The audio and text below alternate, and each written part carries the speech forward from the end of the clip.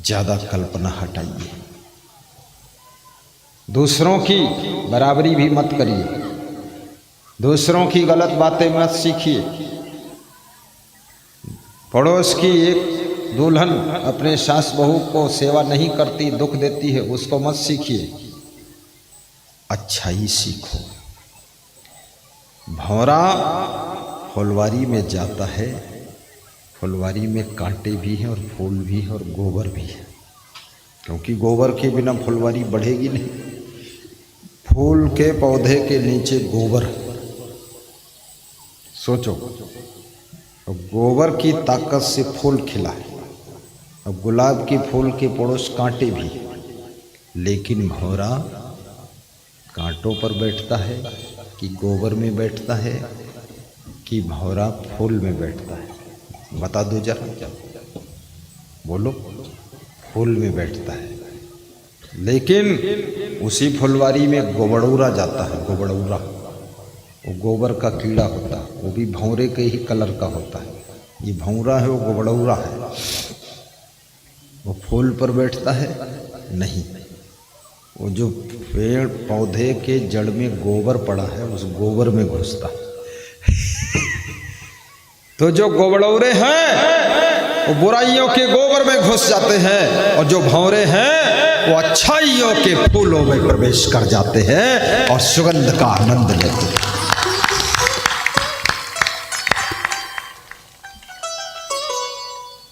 महिलाएं बात समझ रही गुरुजी की? समझ में आ रहा है?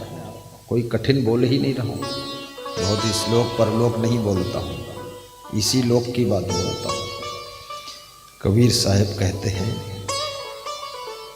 राम बिना नर होई है कैसा, राम बिना नर होई है कैसा, बाट मांझे गोबड़ौरा जैसा, बाट मांझे गोबड़ौरा जैसा, राम बिना नर होई है कैसा, राम बिना नर होई है कैसा, बाट मांझे गोबड़ौरा जैसा। गाओ गाओ दोहराओ। बाट मांझे गोबड़ौरा जैसा। राम की बिना, भक्ति की बिना, धर्म की बिना, सत्कर्म की बिना, सदाचार की बिना, शाकाहारी बने बिना, सेवा के बिना, परोपकार की बिना, भक्ति की बिना मनुष्य कैसा होगा? जैसे गोबड़ौरा है। गोबड़ौरा कैसा है? गोबर की गोली बना लेता है, लेट्रिन की गोली बनाता है, जैसे वो होती ना गोली अनारदाना, उतनी बड़ी बनाता है, हाजमोलक गोली। अब बनाकर उसको लुढ़का कर ढकेल कर ले जाता है, अपने घर में रखता है। वो सोचता है इससे बड़ा अमृत कोई है ही नहीं, और वहाँ रख लेता है, गोलियाँ रखता है, गोली सूख जाती है, बात को खाता रहता है। उसको ये मालूम नहीं है ये लेट्रिन की कमी क्या है, उसको भी छिपा के रखता है गोली। अब बाट माने रास्ता, रास्ते में लुढ़काता हुआ जब जाता है तो कोई व्यक्ति निकलता है, गाड़ी निकलती है, हाथी निकलता है, जानवर निकलता है, आदमी निकलता है, औरत निकलती है, तो उसका पैर पड़ जाता है भौरा के ऊपर, गोबड़ौरा के ऊपर। तो गोबड़ौरा उसने जो गोली बनाया था, लुढ़काता जा रहा था, गोबड़ौरा पैर के नीचे दबकर कुचलकर मर जाता है, और उसकी गोली भी सब नष्ट हो जाती है, पिचक जाती है। तो साहब कहते हैं, राम के बिना, भक्ति के बिना, सत्संग के बिना तुम्हारी दशा गोबड़ौरा वाली होगी। ये जो माया के गोबर की गोलियां बना रहे हो, ये जो मोह ममता की गोलियां बना रहे हो, ये बीच में ही तुम्हारी मृत्यु हो जाएगी। अंत समय कोई काम न आवई, बीच मिलई बीच ही रही जावई। अंत समय कोई काम न आवै, बीच मिले बीच ही रही जावै। देखो, उत्पात, खुराफात, फालतू बात कभी नहीं करना चाहिए, क्योंकि आदमी का बदला आदमी नहीं दे सकता है, लेकिन आदमी का बदला आदमी के कर्म जरूर देते हैं। आप 1000 परिवार को सताओगे, इतना पाप लगेगा कि वो पाप का कर्म ही तुमको सता देगा, बहुत दुख पाओगे। दूसरों के बिस्तर छीनोगे, तुम्हारा बिस्तर भी छिन जाएगा और जेल में सोना पड़ेगा। दूसरों की भैंस चोरी करोगे तो याद रखना, तुम्हारी भैंस अपने आप मर जाएगी। दूसरों को सताओगे, तुम्हारे बेटे ही तुमको सताएंगे ठीक से, घर ही में तुम्हारा शत्रु पैदा हो जाएगा। तुम सोचोगे हमें पुत्र पैदा हुआ, पुत्र नहीं शत्रु पैदा हुआ है। जिसको सताया था, जिसको मारा था, जिसका मर्डर कर दिया था, उसकी आत्मा तुम्हारी पत्नी के द्वारा पुत्र बनकर जन्म लेगी, और वो पुत्र बचपन से ही बीमार खूब रहेगा, खूब दवाई कराओगे, सहरसा ले जाओगे, मधुबनी और पटना और दुर्घटना ये सब करोगे। धीरे से बड़ा होगा, उसको पढ़ाने भेजोगे, कोटा लंगोटा कोटा सब करोगे, सब जगह से फेल होकर आएगा, 10-20 लाख उसमें गंवाएगा और बीमार खूब रहेगा, और लड़कियों के चक्कर में रहेगा, दारू पिएगा और तुमको कूटेगा, पीटेगा, मारेगा। सारा कर्म का बदला वहाँ आ रहा है। इसलिए किसी आत्मा को सताना तो समझ लो खुद को सताने के लिए तुम तैयारी कर रहे हो, सताना नहीं चाहिए। नहीं चाहिए दिल दुखाना किसी का, नहीं चाहिए दिल दुखाना किसी का। अरे सदा ना रहेगा जमाना किसी का, नहीं चाहिए दिल दुखाना किसी का। छत्तीसगढ़ में एक भक्त परिवार था, दुखाना किसी का। उनको बहुत सताया। गांव के एक परिवार ने बहुत दुख दिया, बहुत दुख दिया। पुलिस वालों को रिश्वत दे करके पिटवाया, बहुत मारे गए। तो उन दोनों भाइयों ने सोचा अब हमको ही पुलिस बनना। पुलिस बनने की तैयारी किया और पुलिस अफसर बनकर दोनों भाई आए और आकर के जिन्होंने पिटवाया था उनको फिर खूब पीटा, गलत गलत धारा में रखा।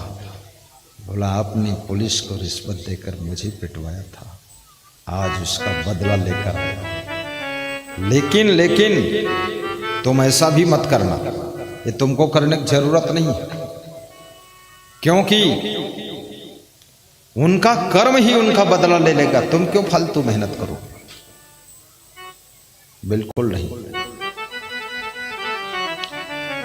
सुग्रीव को सताने वाला बाली सुग्रीव के कारण ही मारा जाता है। विभीषण को सताने वाला रावण विभीषण के कारण ही मारा जाता है।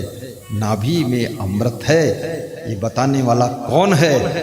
उसका नाम विभीषण है, उसने बताया। इसलिए परिवार में कभी तनाव मत पैदा करो, परिवार में विरोध मत पैदा करो। गांव इसलिए बसाया जाता है कि हम सब गांव के लोग एक दूसरे के सुख दुख में साथी बनेंगे, इसलिए गांव बसाया जाता है। इसलिए हम गांव में रहते हैं। गांव इसलिए नहीं बसा है कि हम एक दूसरे को दुखी करते रहेंगे, एक दूसरे को सताते रहेंगे, एक दूसरे को पछाड़ते रहेंगे। नहीं नहीं, एक दूसरे की हेल्प के लिए गांव होता है। ईर्ष्या द्वेष से ऊपर उठो, राग द्वेष से ऊपर उठो, कलह कलेश से ऊपर उठो, जलन से ऊपर उठो। किसी की उन्नति देख करके जलो मत, किसी की उन्नति देख करके सीखो कि हम कैसे उन्नति करें। सीखना चाहिए, जलना नहीं चाहिए। बोलिए सदगुरुदेव की जय, देवादिदेव कबीर देव साहेब की जय। और इस दुनिया में उन्नति भी क्या है? क्या है उन्नति? आप उन्नति के बारे में बता देता हूं आपको। ये शरीर की गुलामी ही करना है रात दिन, और उन्नति है क्या? सवेरे उठता है आदमी, मुंह धोता है, दातुन करता है, आंखें धोता है, लैट्रीन जाता है, मंजन करता है, और फिर स्नान करता है, कपड़ा पहनता है। ये शरीर का ही तो काम हो रहा ना। फिर नाश्ता करता है, नाश्ता बनाता है, नाश्ता खाता है, तो शरीर के लिए बनाता है, शरीर के लिए खाता है। उसके बाद गाड़ी में बैठता है, दुकान पर जाता है, शरीर की व्यवस्था के लिए दुकान चलाता है। गाड़ी इसलिए लिया है ताकि कुछ बिजनेस करूं तो पैसा आए, पैसा आए तो कपड़ा खरीद कर शरीर को पहनाता है। फिर शरीर के लिए मकान बनाता है, रात दिन ईंटा पत्थर ढोता है, मकान बनता है। और फिर शरीर को उसी में बेड लाकर सुलाता है, और सुलाने के बाद बीमार होता तो इसको दवा खिलाता है, इसको चप्पल जूता पहनाता है, और इसी के लिए कार खरीदता है। यही तो डेवलपमेंट है। और क्या डेवलपमेंट है? और क्या डेवलप करोगे? रोटी धोती की व्यवस्था में ही जिंदगी की शाम हो जाती है। मैं तो यही देख रहा हूँ, मुझको तो ये संसार में पुनः जन्म लेने की इच्छा नहीं है। खाम खा का बवाल है। रोज सवेरे उठो, पानी पियो, फिर लेटरिन जाओ, फिर मंजन करो, फिर नाश्ता करो, फिर योगा करो, और फिर इधर उधर फालतू तिकड़मबाजी। इससे अच्छा है मोक्ष हो जाए तो ज़्यादा अच्छा है। इसलिए तुमको भी बता देता हूँ, इस तिकड़म से छुटकारा तभी मिलेगा जब मोक्ष होगा। और मोक्ष कैसे मिलेगा बता देते हैं। अभी इसमें बहुत लोग मोक्ष चाहते ही नहीं, तो बताने से फायदा भी क्या? पूछ लो लोगों से, कितने लोग मोक्ष चाहते हैं? 5-6 लोग, 10 लोग हाथ उठाई नहीं, तो ये वही लोग हैं जो बहुत हैरान हुए। बाकी लोग अभी मोक्ष नहीं चाहते हैं, अभी अपनी पहलवानी आजमाना चाहते हैं दुनिया की। हमों को दिखाई दे भाई दूसरे दिखवैया हैं।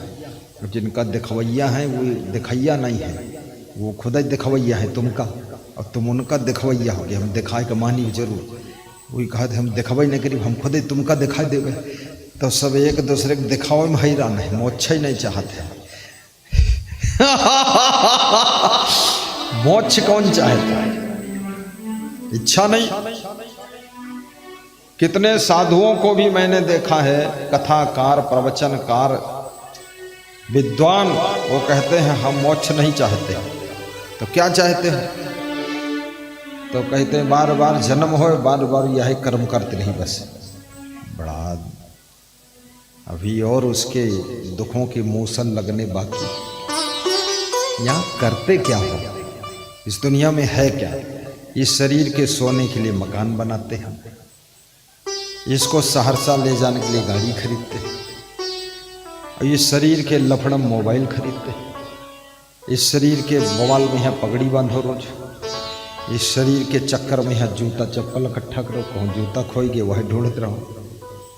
अरे मोक्ष होने के बाद परम सुख मिलता है, लेकिन मोक्ष लोग चाहते भी कम है, क्योंकि लोग संसार में इतना भूल गए हैं, वो संसार को ही सत्य मान रहे हैं। अरे ये मोक्ष होछ तो बाधिक मिल जाई, लेकिन इतने की पत्नी कहाँ मिली, इतने का पति कहाँ मिली, अरे इतने के भोले भाले सलोने लड़का कहाँ मिली है, अरे इतनी हमरे बहू और पुतोहू, और उसमें से 2-4 पोता हो, और फिर अब हम मोक्ष चाहूँ। हम अभी मोक्ष नहीं चाहिए, हम पोतन के शादी देख ली, अपन शादी करीन देखिन घुमा नहीं छके, अब पोतन के शादी बद बैठे चश्मा लगाए देखा है पोतक से। बड़ा मुंह मूढ़ता अज्ञानता सब भरी पड़ी। 102 साल की एक बुढ़िया डोकरी स्त्री मुझसे कह रही थी आशीर्वाद दो अपने पर पोता और पर पोतिन की शादी देख ली है आखिर से ने। तो हम कहें दिखाती है, कहीं झिलमिल दिखाती है, चश्मा लगाई थे तब धूमिल दिखाते। तो हम कहें जब दिखाती कम है तो देखियो कैसे। अरे बोले कोई बताइए तो सुन ले भाई, शादी हो गई पर पोतक पर पोती के। तो हमने कहा इससे क्या मिली? बोले यही तो जिंदगी में देखेगा और क्या करेंगे। ये बड़ा मोह भरा हुआ है संसार के अंदर, ममता।